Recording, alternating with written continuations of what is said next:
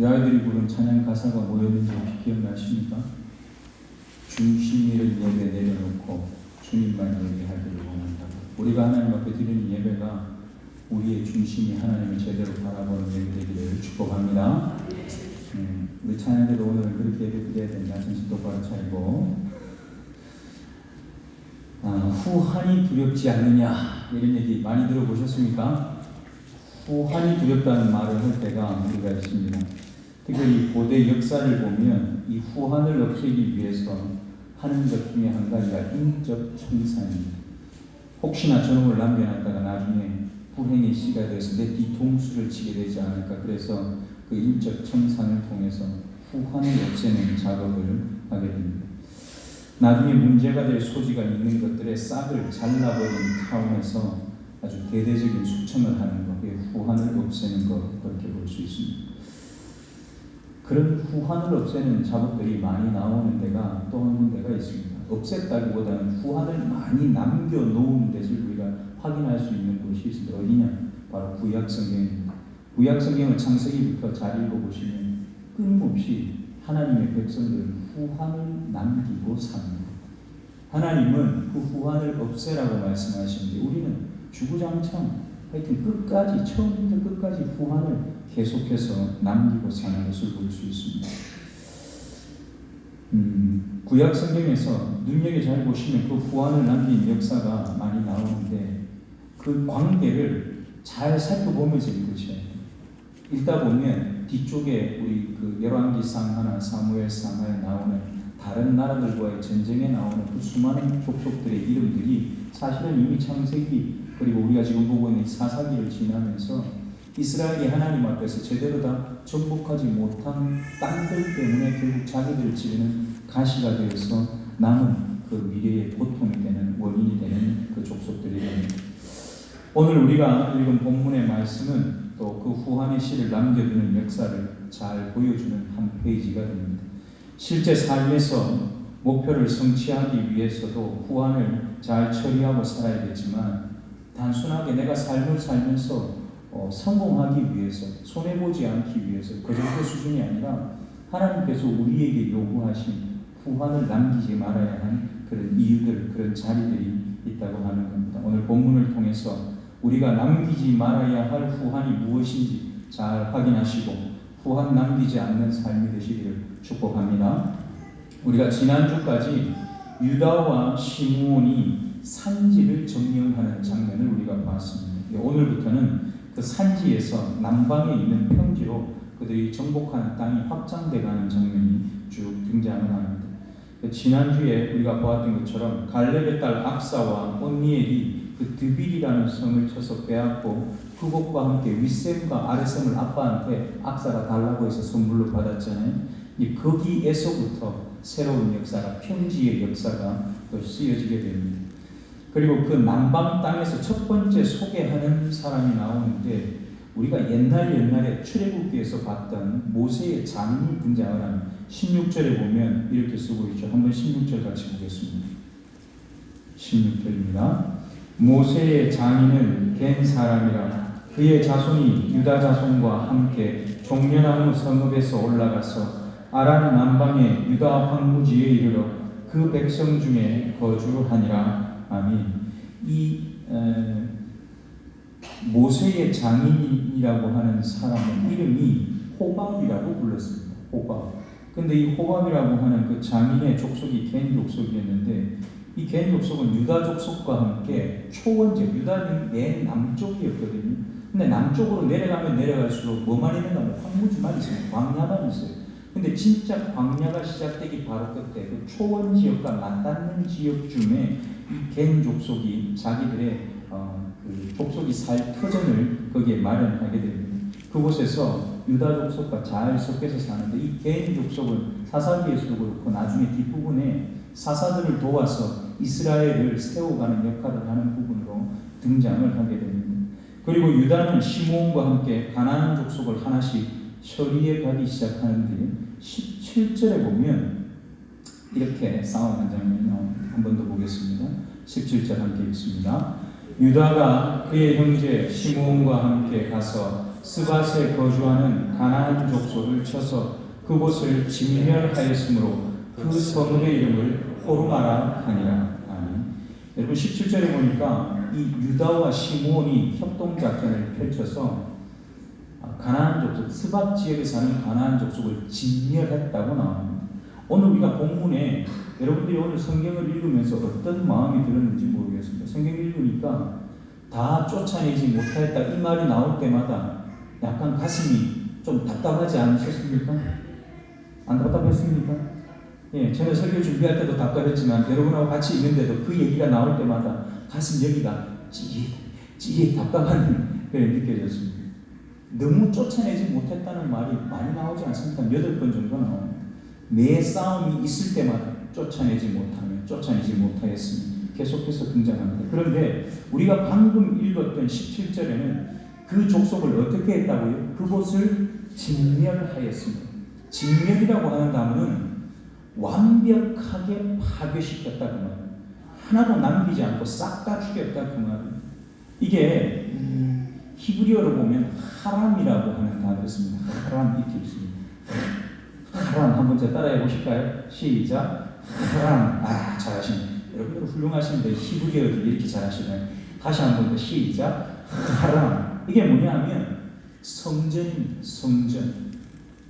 성전은 어떤 것이냐? 하나님께서 자기 백성들에게 너희들이 그 성읍을 칠 때는 어린 아이부터 노인에 이르기까지 단 한 사람도 남기지 말고 다 죽여서 내게 바쳐라 한 전쟁이 있습니다. 그 전쟁을 하람, 성전이라고 부르는 전쟁입니다. 실제로 하나님께서 이스라엘 백성들을 가나안 땅으로 보내시면서 너희들 가나안 땅에 가거든 그 땅 백성들의 습관, 그들이 하는 문화, 그들이 하는 어떤 것도 따라하지 말라고 하시면서 진멸하라. 그들이 그렇게 명령하신 장면을 봅니다. 그런데 그 명령이 오늘 첫 번째 싸움에서는 진멸하였다. 그대로 이루어진 것을 봅니다. 하나도 남김없이 다 쓸어버렸다 그 말입니다. 그런데 이제 그 다음부터가 문제입니다.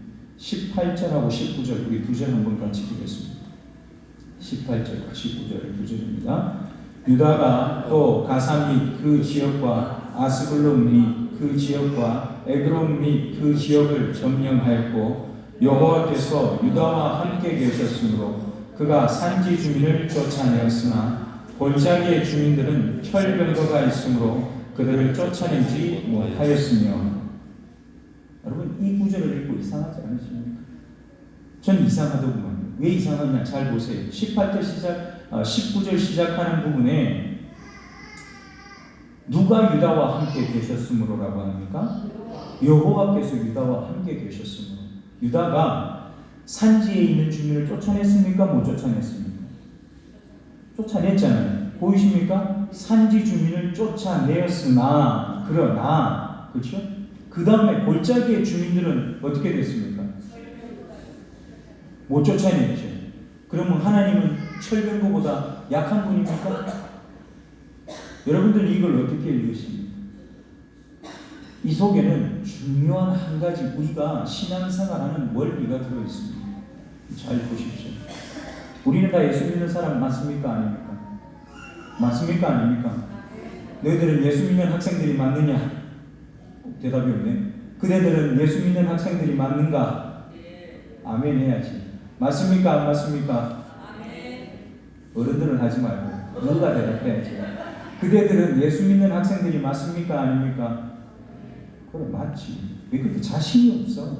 믿는지 안 믿는지 잘 모르는 거 아니지? 저도 하나님 섬기는 목사입니다. 그렇죠? 그럼에도 불구하고 하나님은 분명히 나와 함께 하시고 여러분들과 함께 하시는데 문제는 하나님이 우리와 함께 하셨다라고 하는 그 사실이 내가 뭘 해도 아무거나 내가 별 신경 쓰지 않고 그냥 가만히 있어도 무조건 내가 이긴다. 그 말입니까? 그 말입니까? 그렇지 않습니다. 하나님이 나와 함께 하셨을 때에 우리는 어떻게 해야 되느냐? 나와 함께 하시는 하나님을 신뢰하고 내 앞에 있는 장애물을 뛰어넘고 내 앞을 가로막고 나를 유혹하는 사단의 유혹을 물리치고 그렇게 살아야 돼요. 몸부림을 치고 눈을 똑바로 뜨고 정신을 똑바로 차리고 그렇게 살아야 되는 거예요. 이스라엘이 전쟁을 처음 시작할 때 정신 똑바로 차렸겠습니까? 안 차렸겠습니까? 처음에는 똑바로 차렸겠지요. 한번 생각해 보세요. 우리가 뭔가를 처음 할 때 얼마나 긴장되고 정신이 곤두서 있고 그거 혹시나 잘못될까봐 틀릴까봐 애쓰고 노심초사하고 우리 그렇게 하잖아요. 온 마음이 거기에 있다 그 말이에요. 근데 시간이 지나가면 지나갈수록 마음이 어떻습니까? 처음 마음하고는 자꾸 달라져요. 분명히 하나님은 여전히 나하고 함께 계신데 누가 달라진 겁니까? 내가 달라진 겁니다. 이스라엘의 모습도 마찬가지입니다. 분명히 하나님이 함께 하신 거 그들이 승리를 얻을 때가 있었습니다. 완벽한 승리. 그때는 어땠느냐? 이스라엘이 그 하나님 앞에 온 마음을 다해서 반응할 때 하나님이 내게 요청하신 것 단 한 가지도 놓치지 말고 내가 그대로 해야지. 근데 전쟁이 하루 이틀 하는 겁니까? 1년 지나고 2년 지나고 이곳에서 전쟁 또 저곳에서 전쟁이 계속 이어지는 동안에 몸도 지치고 마음도 지치고 모든 것이 피곤하고 힘들어지는 겁니다. 우리가 세상 살아가는 삶의 모습이 그렇습니다. 우리가 오늘 결심하고 일주일을 살았다고 해서 남은 그 한 달에 남은 3주도 다 그렇게 살 수 있다 어떻게 장담할 수 있습니까? 일주일 동안 그 힘들었는데 그 2주부터 온갖 힘든 일이 우리한테 다 쏟아지는 겁니다. 집에서 쏟아지고 밖에서 쏟아지고 안팎으로 힘들게 하는데 무슨 수로 내가 처음 결심했던 것처럼 하나님 앞에 그렇게 살아낼 수가 있겠습니까? 불가능한 겁니다. 오늘 이스라엘에 살아가는 삶의 자리가 그러할 수 있다라고 하는 겁니다. 처음에는 완벽했지만 시간이 지나면 지날수록 자꾸만 구멍이 생깁니다. 여러분 함께 하시는 하나님의 명령을 따라서 힘써 싸워야 할 책임이 저와 여러분에게 있습니다. 책임이 우리에게 있습니다. 그래야 왜 하나님이 그렇게 하십니까? 그래야지만 우리가 하나님을 인격적으로 깊이 경험할 수 있기 때문에 그렇습니다. 한번 생각해 보세요. 내가 아무것도 안 했는데 나한테 자꾸만 필요한 것만 공급해 주신다. 여러분 자식들 그렇게 키운 자식들 한번 보십시오. 누구 집이라도 우리가 알 수 있는 분들이 있을 수도 있습니다. 우리 교회 안이 아니라 바깥에 어느 분들. 아버지가 너무 돈 많고 마음 좋고 그래서 자식한테는 고생 하나도 안 시키고 아버지한테 있는 걸로 계속 그 자식한테 한번 줘도 걔가 어떻게 되는가? 정상적인 사람 것이 못하고 삽니다. 하나님은 우리가 하나님과의 인격적인 관계, 하나님이 내 편에 서 계실 때 나도 그분에게 적극적으로 반응하고 그분의 손을 붙잡고 살아가는 그 인격적인 관계를 통해서 우리에게 하나님을 보여주시는 거예요. 여러분 그 하나님을 깊이 만나고 알고 살아가시기를 축복합니다. 그럼에도 불구하고 어쨌든 이스라엘 입장에서는 이 전쟁이 너무 힘들고 어려운 겁니다. 다음을 기약하고 적절한 타협이 아마 계속해서 이루어졌을 것 같아요. 오늘 본문에 계속 그 타협의 현장들이 나옵니다. 점령하지 못하다가 시간 좀 지나고 나니까 어떻게 해요? 힘이 세졌는데 쫓아내는 것이 아니라 어떻게 합니까? 다 노예로 삼죠. 노예로 삼으면 나한테 지금은 유익합니까? 유익하지 않습니까? 유익하죠. 내가 하기 싫은 힘든 일들 노예들한테 시키면 되고 나가서 죽어야 되는 일들 노예들한테 시키면 되고 나 기분 나쁘면 화풀이할 대상 누구한테 있습니까? 노예들한테 화풀이하면 되고 노예들은 내가 부리는 내 소유물이기 때문에 내 마음대로 할 수 있는 겁니다. 이스라엘 입장에서는 또랑치고 과제 잡고 뭡니까? 님도 보고 뭐도 따고 옥도 따고 일석이조인 겁니다. 자기들 입장에서 하나님은 그걸 원하지 않았는데 이스라엘은 자기들에게 편리할 대로 유익할 대로 해석하고 그렇게 타협하고 삶을 살게 되는 겁니다. 얼마나 실리적인 대안을 잘 선택하고 사는지 모릅니다. 근데 우리도 똑같습니다. 얼마나 실리적입니까? 우리가 살아가는 모습. 그런데 제가 성초에 와보니까 우리는 실리적인 것하고 타협을 잘 안 할 때가 많이 있는 것 같아요. 그런 면에서는 참 너무 어떤 때는 감사하고 참 행복합니다. 어떤 시간이 제일 그러느냐? 일주일에 7번 새벽기도 하는 교회 요즘 전국에 찾아보면 몇 개나 나오겠습니까? 단 한 군데도 없습니다. 근데 그 일주일에 7번 하는 새벽 예배가 요즘에 저한테 처음에도 그랬습니다만 참 좋습니다. 특별히 주일 새벽기도가 좋습니다. 너무너무 좋습니다. 주일 새벽부터 말씀 전하고 기도하고 시작하는 그 순간이 저한테는 너무 행복한 시간입니다. 여러분들한테는 어떤지 모르겠습니다. 그리고 주일 저녁 예배하는 교회 심지어는 우리 진주 노회 안에도 몇 군데 없습니다. 전국적으로 찾아보면 몇 군데나 나오겠습니까? 없습니다. 그런데 아침 새벽부터 이 저녁까지 예배하는 것 어쩌면 많은 교회들이 적절하게 잘 타협하고 우리는 잘하고 있다라고 얘기할지 모르겠지만 저는 이렇게 드리는 예배가 참 좋다. 실리적으로 생각하면 빨리 끝내고 그냥 오늘 뭐 좀 다르게 할 수도 있지만 그런 것보다는 그냥 이 시간을 하나님 앞에 드린다 하는 게 그냥 내가 하고 싶은 걸 자제하고 억제하고 하나님이 원하는 걸 드릴 수 있는 시간이 되기 때문에 너무 행복한 시간이 되는 겁니다. 여러분, 생초교회는 전국에서 찾아보기 힘든 복받은 교회인 줄 믿습니다. 이럴 때는 아멘을 한 10배는 더 크게 해야 되는 거 아닙니까? 우리 생초교회는 전국에서 찾아보기 힘든 복받은 교회인 줄 믿습니다. 여러분들이 복받은 분들이니까. 여러분 자녀들 여기에 안 살고 밖에 나가서 생활하는 여러분들이 그래서 복을 누리는 겁니다. 왜? 하루 종일 이 교회 안에서 예배하는 여러분들을 위해서 기도하는 부모님들이 여기 계시기 때문에 그런 겁니다. 오늘 본문에 보면 21절에 베냐민 지파에 대한 얘기가 잠깐 나옵니다. 베냐민 지파가 뭐라고 썼는지 한번 볼까요? 21절 같이 읽겠습니다. 베냐민 자손은 예루살렘에 거주하는 여부스 족속을 쫓아내지 못하였으므로 여부스 족속이 베냐민 자손과 함께 오늘까지 예루살렘에 거주하니라. 아멘. 왜 갑자기 베냐민 자손 얘기가 나오는가? 이 베냐민은 유다 지파는 아닙니다. 그럼에도 불구하고 유다 지파와 가장 접경 지역을 이루고 있는 데가 베냐민 지파고, 그리고 베냐민 지파와 유다 지파의 접경 지역에 어떤 도시가 있느냐? 예루살렘이라고 하는 도시가 있습니다. 그래서 베냐민 지파 얘기를 하는 겁니다. 여호수아 15장에도 보면 이 베냐민 지파와 유다 지파에 대한 얘기가 같이 등장을 합니다. 이 베냐민 지파도 마찬가지로 여부스 족속을 다 못 쫓아냈습니다. 여부스 족속은 원래 예루살렘의 원주민입니다. 그 성을 차지하고 있던 사람. 그런데 그 성을 차지하기는 했지만 그 사람들을 다 쫓아내지 못하고 그들을 노예로 부리고 살게 되는 그 상황이 지금 오늘 21절에서 설명하고 있는 상황입니다. 적절한 타협이 계속해서 다 있다라고 하는 겁니다. 22절 이후에 보면 요셉 지파에 대한 얘기가 나옵니다.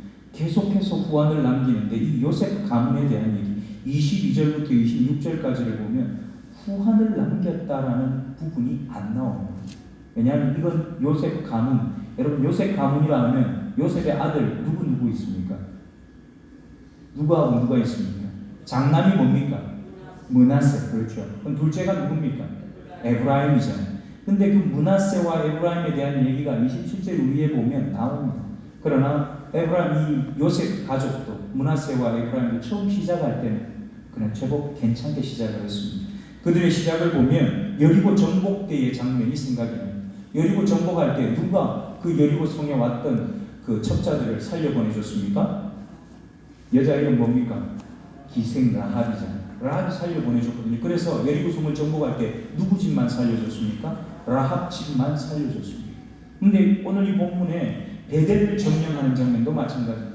한 사람이 성 밖에 나온 걸 발견하고, 야, 우리가 어디로 들어가야 저 성을 무너뜨릴 수 있냐? 우리한테 가르쳐다오. 그러면 너한테 우리가 은혜를 베푼다. 그렇게 얘기해서 그 사람이 가르쳐주고 그 사람 가족은 빼내주고 나머지 그 성읍은 모조리 다 진멸하게 되는 장면을 우리가 보게 됩니다.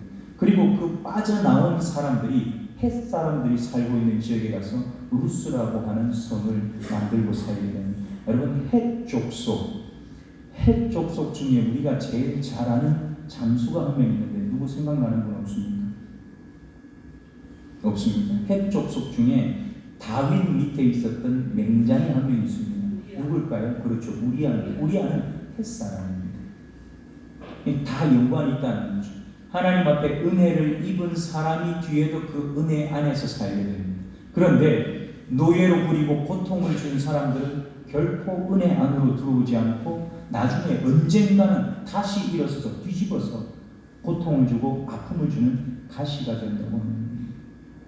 그 다음에 27절과 28절에 보면 그 므낫세와 에브라임에 대한 얘기가 나오는데 이 므낫세와 에브라임도 결과적으로는 쫓아내지 못했지만 후일에는 노예로 삼고 살게 되었다. 그렇게 얘기합니다. 제가 상세하게 그 내용들은 다 설명하지 않습니다. 왜냐하면 계속 같은 내용이 반복이기 때문에. 30절에도 보면 누가 나옵니까? 30절에 스불론이 나오죠. 스불론도 마찬가지입니다. 쫓아내지 못하였습니다. 31절에 누가 나옵니까? 아셀이 나옵니다. 아셀도 어떻게 했습니까? 쫓아내지 못하고 그렇게 나오죠. 33절에 보면 어떤 족속이 나옵니까? 납달리가 나오죠. 이 납달리도 주민을 어떻게 했다고요? 쫓아내지 못하였기 그렇게 나옵니다. 여러분, 34절에 가면 심지어 단 자손은 어떻게 됐습니까? 34절 한번 읽어보겠습니다. 34절 함께 읽습니다. 아모리 족속이 단 자손을 산지로 몰아넣고 골짜기에 내려오기를 용납하지 아니하였으며, 아모리 족속은 단 자손을 어떻게 했다고요? 산지로. 저는 이걸 거꾸로 읽었어요. 어떻게 읽겠느냐? 단 자손이 아모리를 산지로 몰아놓고 안 내려보낸 줄 알았어. 나중에 설교 중에 한참 읽다 보니까 그게 아닌 거예요. 누가 누구를 쫓아보냈다고요? 아모리 족속이 단 자손을 산지로 위로 쫓아보내놓고는 못 내려오게 자기들이 밑에서 사는 겁니다. 하하, 이런 답답한 일이 있나. 심지어는 그런 일까지 벌어집니다. 그러나 결국에는 어떻게 해요? 요셉 자손들이 여기에 나오는 므낫세와 에브라임뿐만 아니고 북이스라엘, 우리가 북이스라엘이라고 부르는 북쪽에 있는 이스라엘 지파들이 강성해지고 난 다음에는 아모리 족속을 쫓아내고 단 지파가 다시 땅으로 내려오는 일이 일어나게 되기는 한다고 얘기를 합니다. 오늘 저와 여러분이 이 얘기를 통해서 뭘 제대로 봐야 되느냐? 여러분, 약속의 땅을 정복한 이스라엘 백성들이 여러분들 보기에는 잘했다고 생각하십니까? 잘 못했다고 생각하십니까? 그렇죠. 제가 아까 말씀드렸잖아요. 가슴이 답답하다. 잘했으면 가슴이 안 답답했겠죠. 잘 못했을 겁니다.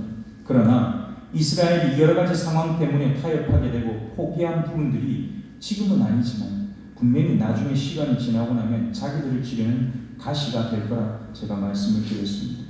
오늘 저와 여러분이 약속받은 땅은 어디입니까? 우리는 어떤 땅을 약속받았습니까? 이 생초입니까? 제가 여러 번 말씀드렸습니다. 저와 여러분이 예수 그리스도 안에서 약속받은 땅은 우리의 믿음입니다.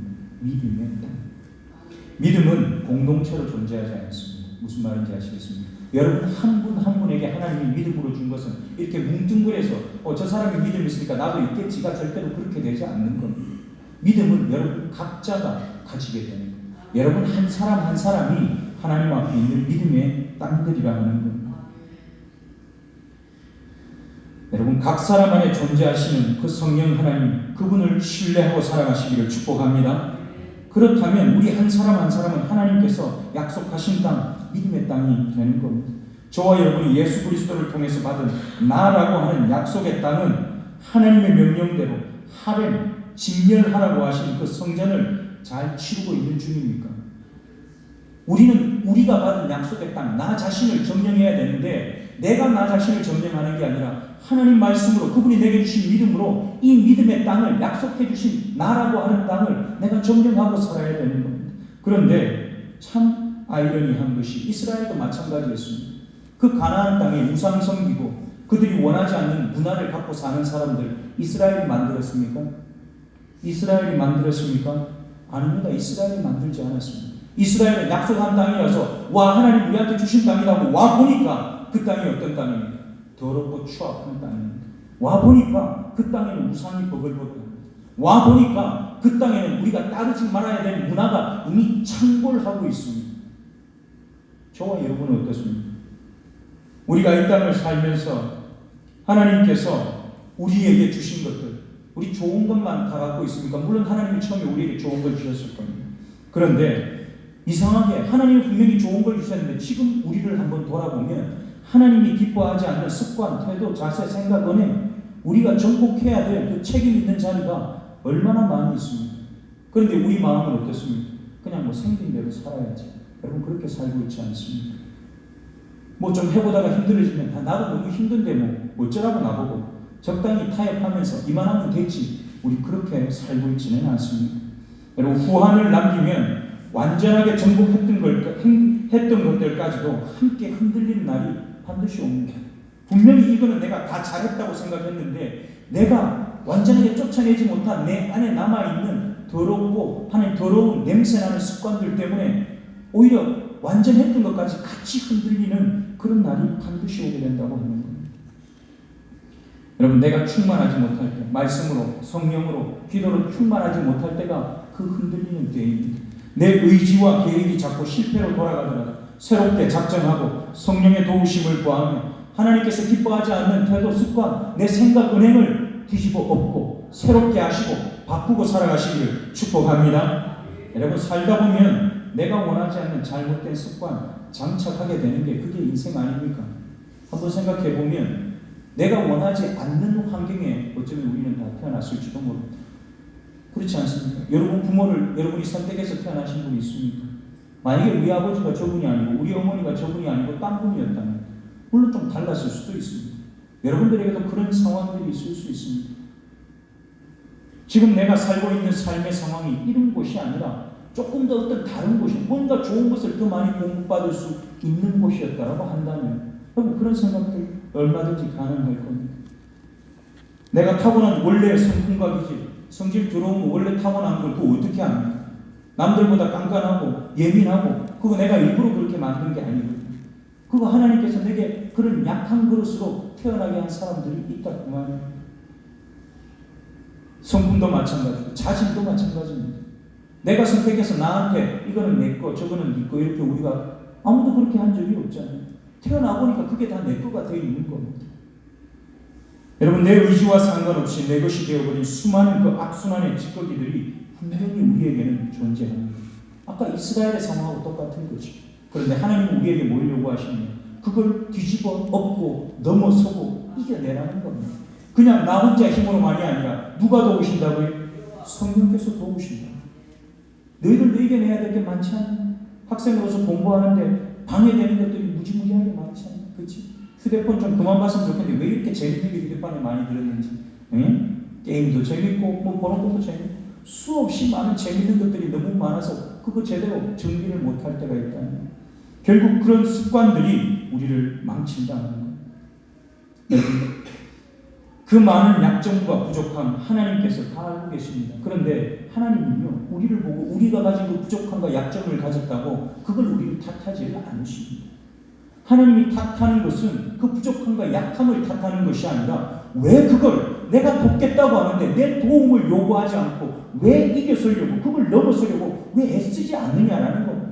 나는 네가 그걸 이겨내기를 바라고 넘어서기를 바라는데 너는 왜 그 자리에 주저앉아서 아무것도 안 하냐? 왜 벌써 포기했냐? 하나님은 그걸 저와 여러분에게 탓하시는 겁니다. 여러분 좋은 습관 우리 얼마든지 만들 수 있습니다. 나쁜 습관도 마찬가지입니다. 그런데 나쁜 습관은 저절로 만들어집니다. 사람 게을러지는 건 순식간입니다. 그런데 부지런해지는 건 죽을 때까지 애를 써야 그게 영원히 끝까지 죽을 때까지 부지런한 사람으로 남는 겁니다. 죽을 때까지 애써야 되는 겁니다. 좋은 습관, 우리가 거룩한 좋은 습관 가지면 얼마나 좋겠습니까? 저도 초등학교 6학년 때부터 한 새벽기도 지금까지 하고 있지만 몇 년입니까? 한 35년쯤 돼서 36년, 37년. 37년을 새벽기도해도 저도 새벽기도가 몸에 착 달라붙었느냐? 안 깨우면 저 그냥 확 삽니다. 누구한테 제가 시계 맨날 4시에 맞춰놓고 그 시계가 안 울리면 언제 울렸는지도 모르고 계속 자는 거죠. 안 붙습니다. 좋은 습관들은 내 걸로 만들기가 쉽지 않다니까요. 그것뿐만 아닙니다. 그냥 삶을 살면서 소소한 작은 습관들, 지금 여러분들이 앉아있는 모습들을 딱 보면 여러분들이 평소에 사무실에서 혹은 학교에서 어떻게 하는지 평소에 습관이 이 자리에서도 다 나옵니다. 등을 뒤에 바짝 붙이고 허리를 꼿꼿이 펴고 물론 아파서 못하시는 어른들도 계시지만 젊은 사람들 특별히 그렇게 안 앉는 사람들은 평소에 의자에 앉기만 하면 삐딱해지는 겁니다. 구부정해지고 여러분 그렇게 하면 허리가 제대로 남아나겠습니다. 저는 하루에 8시간 이상 의자에 앉아 있어야 되는 사람. 앉아서 계속 뭘 보고 확인하고 진짜 앉아있는 시간이면 제가 만약에 삐딱하다면 제 허리가 남아나겠습니까? 회사 생활할 때도 마찬가지입니다. 8시간 훨씬 더 되죠. 무조건 약간 내려갔다 싶으면 올라앉고 내려갔다 싶으면 올라앉고 끊임없이 똑바로 세워야 돼요. 그래야지만 똑바로 앉는 습관이 내 것이 됩니다. 쉽지 않습니다. 평생 그렇게 해도 평생 그 습관 그 이상하기가 쉽지 않다라는 거예요. 여러분 좋은 습관 눈으로 귀로 듣고 입으로 들어가는 것 유무형의 모든 먹을거리 우리 영혼과 몸을 더럽히는 것들은 거절하고 우리에게 좋은 것들은 끊임없이 여러분 걸로 누리고 사시기를 축복합니다. 저와 여러분에게는 이 모든 변화가 가능합니다. 왜 그런 줄 아십니까? 우리를 도우시는 성령께서 지금 바로 옆에서 우리를 도우시려고 기다리고 계시기 때문에 그렇습니다. 사랑하는 생초교회 성도 여러분 2020년은 후환을 남기지 않는 해가 되시기를 축복합니다. 하나님께서 기뻐하지 않는 모든 것들은 진멸하고 하나님께서 기뻐하시는 것들을 소유하고 살기를 축복합니다. 이스라엘은 약속의 땅을 선물로 받고도 완전한 승리를 맛보지 못했습니다. 그러나 우리 생초교회에 속한 모든 권속들은 타협하지 않고 나라고 하는 약속의 땅을 완전하게 정복하는 승리의 기쁨을 누리고 사시기를 축복합니다. 기도하겠습니다.